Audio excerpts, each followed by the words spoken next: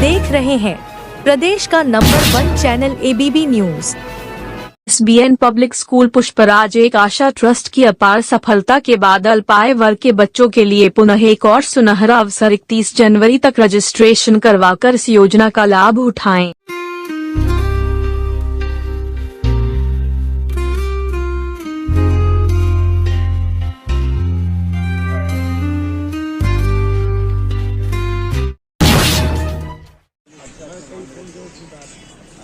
नमस्कार। हाँ बहन जी आइए। भाई आपका नाम हाँ कैसे में चलने लायक हो गया, आप सेवा मांगे। ये बहन जी जिले की लोकेशन जिला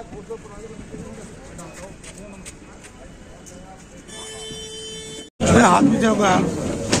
happy birthday happy birthday to Priyanka Gandhi. Happy birthday to Priyanka Gandhi. क्या होगा फोन आ रहा खुशी जी अध्यक्ष जी को खिलाओ। अध्यक्ष जी को आ गया भाई पीछे हो जाओ पीछे भाई। मैडम क्या कर रहे हैं, सामने क्यों आ रहे हो?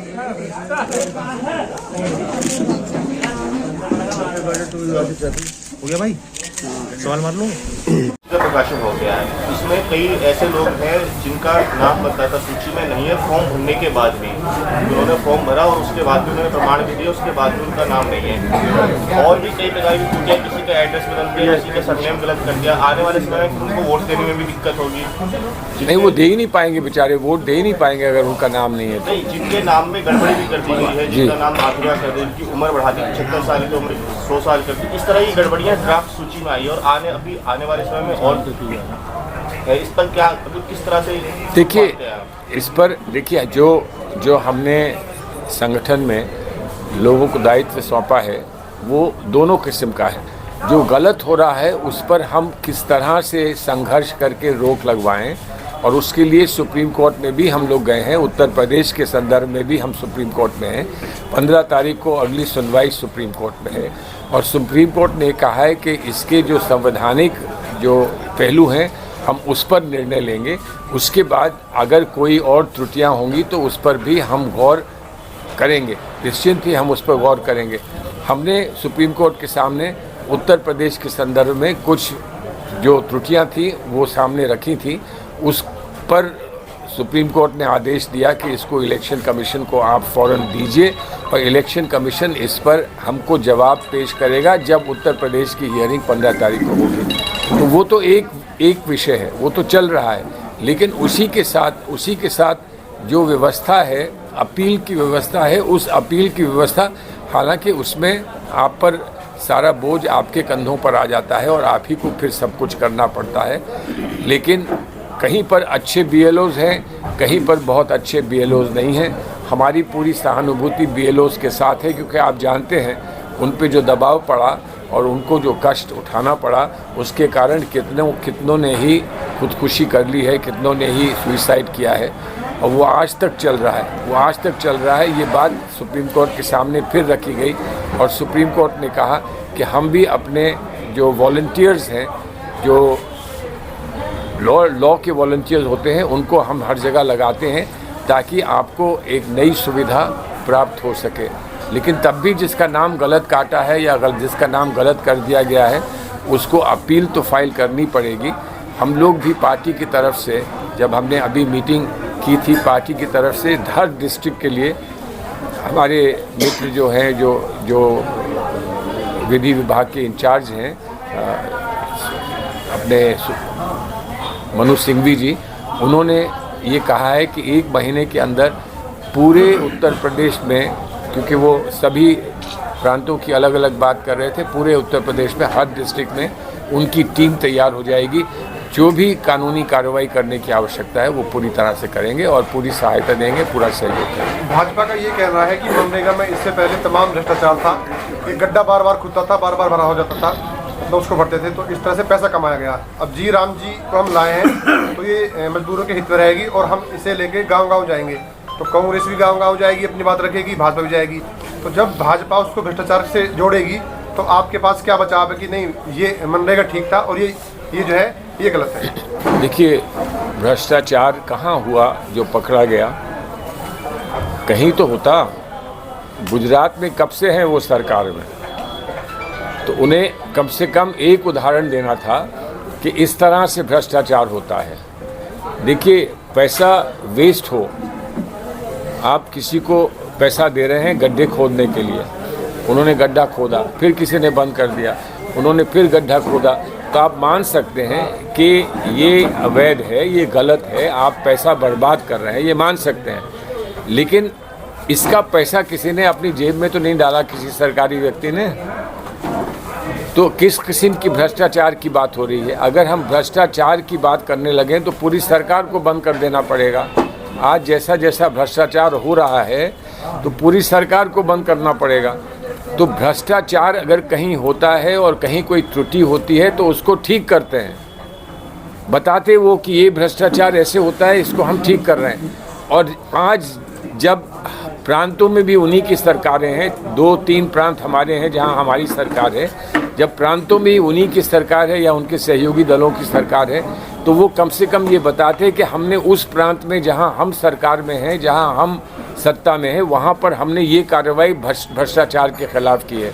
ये कह देना कि इसको हम समाप्ति कर रहे हैं, तो जो अधिकार गांव का था वो अधिकार आप छीन लेंगे तो भ्रष्टाचार कम हो जाएगा। सरकारी अधिकारी बैठे हुए सेक्रेटेरिएट में भ्रष्टाचार नहीं करेंगे, लेकिन गांव का जो प्रधान है वो भ्रष्टाचार करता है। तो अगर हम देशवासी पर भरोसा करने के लिए तैयार ही नहीं, तो फिर एक क्लासरूम में एक टीचर है और वो ये कहे कि तुम लोग सब बेईमान हो बच्चों, तो वो क्लासरूम में पढ़ाई कैसे होगी? हो सकता है एक बच्चा हो बेईमानी करता हो सकता है वो किसी कहीं से कागज़ ला के कॉपी करता हो, तो उस बच्चे को समझाना होगा, रोकना होगा कि क्लास ही बंद कर देनी है। तो ये बात, इनकी जो भ्रष्टाचार वाली बात है, ये तो सिर्फ आंखों में धूल झोंकने वाली बात है और कुछ नहीं है। यूपी में SIR हो रहा है, 2 साल बाद चुनाव, 2027 में सीएम फेस तो हम कभी नहीं घोषणा करते हैं। हमने हमेशा ये माना है कि आप मजबूती से चुनाव लड़ो, चुनाव जीतने के बाद जब मौका आए तो सारी पार्टी एक साथ बैठकर अपने नेताओं से जाकर आग्रह करती है कि आप फलां को यहाँ का नेता बना दीजिए। तो उस पर तो अभी चर्चा का कोई सवाल है ही नहीं, लेकिन मजबूती से हमें चुनाव लड़ना है और मजबूती से चुनाव लड़ने के लिए हमें कुछ निर्णय करने होंगे। जो निर्णय करने हैं उस पर चर्चाएं शुरू हो गई हैं।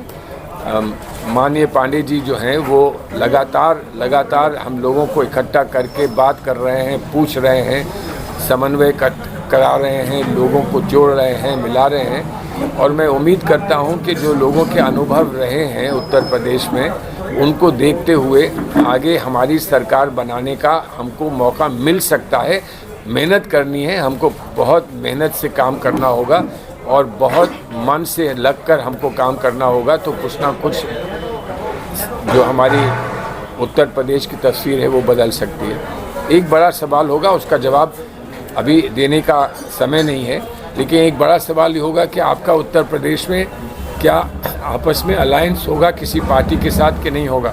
अभी इंडिया अलायंस है, अभी इंडिया अलायंस में समाजवादी पार्टी सम्मिलित है, कांग्रेस पार्टी सम्मिलित है, हम लोग इंडिया अलायंस को लीड कर रहे हैं। अब इंडिया अलायंस में जो कुछ बिखराव आया है उसको जल्द से जल्द समाप्त करा जाए, उसको हम लोग ठीक ठाक करें, इसका पूरा प्रयास हम लोग कर रहे हैं। लेकिन इन सब चीज़ों पर निर्णय सब लोग मिलके, सारे देश के नेता जो अलायंस में हैं वो आपस में मिलकर इन सब के बारे में निर्णय लेंगे और फिर वो निर्णय हम आप लोगों तक पहुंचाएंगे। PM का आज बयान है कि सोमनाथ मंदिर का विरोध करने वाली ताकतें आज भी देश के अंदर हैं। आप अच्छा, हमें नहीं मिली है, हमें नहीं मिली ऐसी ताकतें। हमको कोई दिखाए, हम लोग तो यहाँ नहीं करते हैं विरोध ना। तो जो विरोध नहीं करता है उसको तो वो स्वीकार करें कि विरोध नहीं होता है। सोमनाथ का कोई विरोध नहीं करता, कांग्रेस पार्टी में कोई विरोध नहीं करता, तो कम से कम वो ये तो कहें कि मेरा सौभाग्य है कि कांग्रेस पार्टी में कोई विरोध नहीं करता, सोमनाथ का पूरा समर्थन करता है।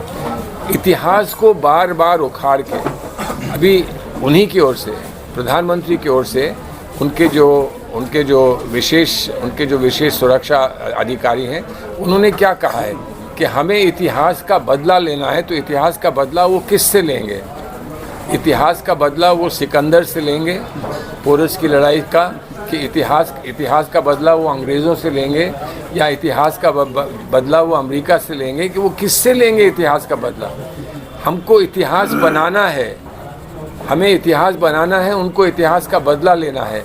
हमको मिलकर इतिहास बनाना है इस देश में, लेकिन उस बात के लिए वो तैयार नहीं कि इस देश में इतिहास बने। तो वो क्या बातें कह रहे हैं और क्यों कह रहे हैं हमको तो नहीं समझ में आता। चुनाव से पहले कांग्रेस की अच्छी रणनीति रहती है, जनता के बीच में जाती है, और कई चुनाव में जो आना चाहिए था रिजल्ट वो नहीं आ पाया। क्या इस बार जो चुनाव आने हैं यूपी में उसके लिए कोई विशेष रणनीति और किस तरह से लोगों को जोड़ा जा रहा है? देखिए, सबसे पहली बात यह है कि जो मुख्य मुद्दे हैं आम जनता के, उनको लेकर हम लोग घर घर पहुँचें। मुख्य बात ये होती है कि अगर आपकी आवाम से, जनता से दूरी हो जाती है तो फिर आपको ये परिणाम देखने पड़ते हैं। अब किसकी दूरी है, किसने दूरी समाप्त की है, यही एक असल प्रश्न होता है एक चुनाव में। हमने जो अभी आपके सामने बात रखी है कि किस तरह से हम हर गांव में, हर घर में जाने का प्रयास कर रहे हैं और वहाँ वो बातें उठा रहे हैं जो हम मानते हैं कि वो सीधी जनता से जुड़ी है, उसका कोई ना कोई दूरगामी प्रभाव पड़ेगा, ऐसा हमारा मानना है। लेकिन इसके बाद और बहुत सारी चीज़ें हैं जो राहुल जी लेकर इस वक्त चले हैं, और जिस तरह से उन्होंने बीड़ा उठाया है और जिस तरह से उन्होंने कहा है कि हम संविधान की सुरक्षा का मतलब ये है कि हम हमारी अपनी जो सोच है, संविधान हम सब की सोच से बना है, और हम सब की जो सोच है, जो भारतीयता की सोच है, उसको सुरक्षित कैसे रखा जाए और हम अपनी राष्ट्रीय एकता को सुरक्षित कैसे रख सकते हैं, इस सवाल को राहुल जी ने बार बार उठाया है और मैं समझता हूँ और व्यापक रूप से ये बातें हमको देखने को। मेरा अंतिम सवाल है, लोकल है, गाजियाबाद में हाउस टैक्स बहुत ज़्यादा बढ़ा दिया गया है और स्थानीय स्तर पर कांग्रेस को अच्छा मुद्दा भी मिला है ये, लेकिन जिस तरह से कांग्रेस को ये मुद्दा बढ़ाना चाहिए था वो काम नहीं कर पाई है। एक और ज्ञापन दिया और बातें खत्म हो गई। कई गुना जो है हाउस टैक्स बढ़ा दिया है। इसमें कांग्रेस की कई बार गुटबाजी भी दिखती है। स्थानीय स्तर की बात कर रहा हूँ। घरों में क्या गुटबाजी होगी? मैं हाउस टैक्स ऐसा तो कोई नहीं, ऐसा तो कोई नहीं हो सकता कि कोई कहेगा कि हम हाउस टैक्स ज़्यादा देंगे, हम कांग्रेसी हैं लेकिन हम हाउस टैक्स ज़्यादा देंगे। तो कांग्रेस को ये मुद्दा नहीं उठाना चाहिए? नहीं, कांग्रेस ये मुद्दे उठाती है। जब हम लोग पिछली दफ़ा कांग्रेस पार्टी का वो बना रहे थे, मैनिफेस्टो बना रहे थे, तो आप ही लोगों ने यहाँ पे जो इन पे जो टैक्स होता है, टोल टैक्स होता है, उसके बारे में आप में से बहुत सारे लोगों ने प्रश्न उठाए थे। ख़ास तौर पर उनके लिए जो लोकल सफ़र करते हैं, जो दूर से नहीं, बाहर से आने वाले लोग नहीं, लेकिन जो लोकल सफ़र करते हैं, उनको अगर टोल बैरियर क्रॉस करना पड़ता है तो उनके लिए एक समस्या है। उसको हमने मैनिफेस्टो में उठाया था। आप लोगों ने सबने ये बात उठाई थी, बहुत ज़ोर से उठाई थी इस बात को, उसको हमने मैनिफेस्टो में रखा था। लेकिन अब ये है कि देखिए, कभी कभी आप बहुत अच्छी बात मैनिफेस्टो में रखते हैं, लेकिन जो उस समय की व्यवस्था होती है, उस समय का जो वातावरण होता है, उसमें लोग उसको नहीं देखते हैं। कभी कभी वातावरण बदलता है तो हर चीज़ को उठा के देखते हैं कि हाँ ये बहुत अच्छा कहा, ये बहुत अच्छा कहा। हमें उम्मीद ये है कि अब की बार मैनिफेस्टो बनेगा तो लोग कहेंगे ये बहुत अच्छा कहा। होगा नहीं होगा पार्टी तरफ है। देखिए, सब प्रदर्शन किया गया, कांग्रेस नहीं उठाया और मुद्दा हमारे नाम किसी और दूसरे नाम पे उठाया। ये हाउस टैक्स का यही बता सकते हैं कि मैं तो यहाँ रहता नहीं हूँ। लेकिन देखिए हम लोगों ने प्रदर्शन किया, ज्ञापन दिया, हस्ताक्षर अभियान चलाए, कांग्रेस इससे पूरी तरह सजग है। सर, मेरा एक सवाल है, एसआईआर के दौरान सभी राजनीतिक पार्टियों के प्रतिनिधि भी साथ थे, कांग्रेस के सदस्य भी होंगे, तो क्या क्या कमियां दिखाई जी? एसआईआर के दौरान लगातार मतलब जब ये बूथ पे बैठते थे तो कांग्रेस पार्टी के सदस्य या सपा या भाजपा सभी पार्टियों के सदस्य होते थे, उन्हें क्या कमियां दिखाई देती? जो देखिए, जो कमियां दिखाई गई, हमारा जो मुख्य मसला है वो ये है कि जहां चुनाव अब होने जा रहे हैं, जिसका अभी बहुत कम एक महीने में, डेढ़ महीने में आप पूरा एसआईआर पूरा कर रहे हैं, जबकि पहले समय में एसआईआर के लिए 6 महीने लगाया करते थे। समय जब हो, आप समय से अगर एसआईआर करेंगे तो किसी को शिकायत का चांस कम मिलेगा, और आप बहुत तीव्र गति से तेज़ी से 1 महीने में करेंगे तो उसका होगा, मसला होगा। वो आ रहा है, सब जगह देखने को मिल रहा है। जो बिहार में हुआ वो देखने को मिला कि वो उन्होंने 30 दिन में करने की कोशिश की। तो हम सिर्फ ये चाहते हैं कि इसके लिए पूरा समय मिले, और समय मिले लोगों को संतुष्ट करें। ये कोई जंग नहीं है, ये युद्ध नहीं है किसी के साथ। हम इलेक्शन कमीशन से लड़ना नहीं चाहते हैं। हम ये चाहते हैं कि इलेक्शन कमीशन ये समझे कि हम भी उनके उतने ही हैं जितने के जो सत्ता में बैठे लोग हैं, क्योंकि आज वो सत्ता में हैं, कल हम सत्ता में होंगे। तो इलेक्शन कमीशन को तो एक ये समझना चाहिए कि जैसे माता पिता होते हैं किसी परिवार के, वैसे ही वो भी माता पिता भारतीय राजनीति के और भारतीय डेमोक्रेसी के हैं। तो उनको सुतेलापन नहीं दिखाना चाहिए। अगर किसी को कोई कष्ट है तो उसको समय देना चाहिए, उसको बैठाना चाहिए और संतुष्ट करना चाहिए। हम लोग तभी ये मानेंगे कि इन लोगों ने अच्छा काम किया है जब वो सबको संतुष्ट कर लेंगे। अगर हमारी कोई गलती है, हम मान लिए बम्बई में रहते हैं और हम अपना नाम यहाँ पे लिखवाना चाह रहे हैं, तो हमको कम से कम संतुष्ट करें कि जब तुम बम्बई में हो, तुम्हारा नाम बम्बई में है, तो यहाँ कैसे रख दें, दो जगह हम कैसे तुम्हारा नाम रख दें। और अब तो कंप्यूटर्स हैं, उसमें समय कितना लगता है। हमारे यहाँ जो कष्ट है वो इस बात का है कि कंप्यूटर्स का उपयोग करने का अवसर ये लोग नहीं दे रहे हैं, क्योंकि जो मशीन रीडेबल लिस्ट है वो अभी तक नहीं देते हैं। तो हमको ऐसा लगता है कि कुछ छुपाने को होगा, इसलिए नहीं दे रहे हैं। अगर छुपाने को ना होता है तो सामने रख देते, वो कहें आपको जो चाहिए ले लीजिए, हम कोई चीज़ छुपाना नहीं चाहते हैं। लेकिन क्योंकि वो नहीं दे रहे हैं, इसलिए हमें लगता है कि वो कुछ छुपाना चाह रहे हैं। और छुपाना क्यों चाह रहे हैं, इस पर फिर लोग अपने अटकलें लगाते हैं कि क्यों छुपाना चाह रहे हैं, उसकी ये वजह रही होगी, ये वजह रही होगी। स्मृति ईरानी ने अपना नाम अमेठी की मतलब